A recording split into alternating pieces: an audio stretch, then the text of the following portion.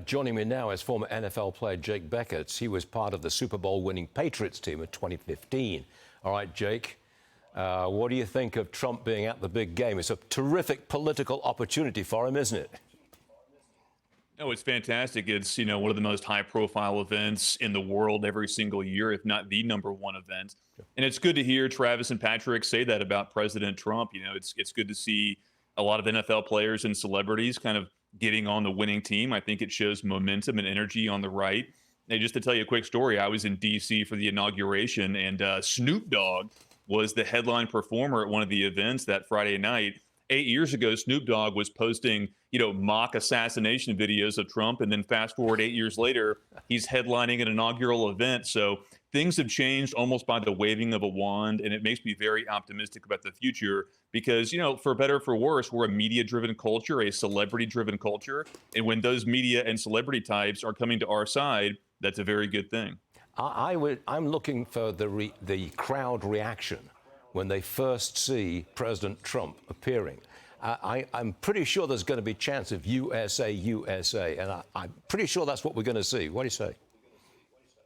Oh, I totally agree. I mean, it's as those two players said, it's always a special event when the sitting president is in attendance. Obviously, Donald Trump has a huge base of support in Louisiana and definitely in Philadelphia and Kansas City, too. So it would shock me if there were not a bunch of USA chants, too. The NFL's media chief, Brian Roloff, he predicted this year's game has a chance to be the most watched Super Bowl ever. Okay, we'll see about that. So why don't you tell us who you think is going to win? I'm going to pick the Chiefs. I agree with that assessment. It's going to be a very highly watched matchup. Obviously you have the Chiefs going for history. They want to be the first team in NFL history to win 3 consecutive Super Bowls. There are very good reasons why that has not happened before, and Philadelphia has a very good team. But, I'm going with the Chiefs. They have the best quarterback in the game. They're very well coached. And I think I want to see some history this weekend. So we'll see how it goes, but I'm picking the Kansas City Chiefs. Okay, got it. Now, before we close, I have a question for you. Remember, I was not born in America. I've lived here for 50 years.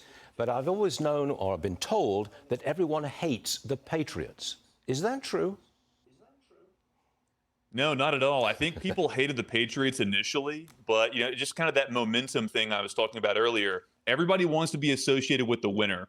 So when Tom Brady became the best player in the game and the Patriots started winning 4, 5, 6 Super Bowls, even people who once hated the Patriots, like, the Jets were our big rival in New York. And even Jets fans who once hated us, they said, you know what? I respect you guys. Okay. All right, Jake, you're for the Chiefs this Sunday, and we'll be watching. Jake Bequette, thanks for being on the show. Always good to see you. Thanks a lot.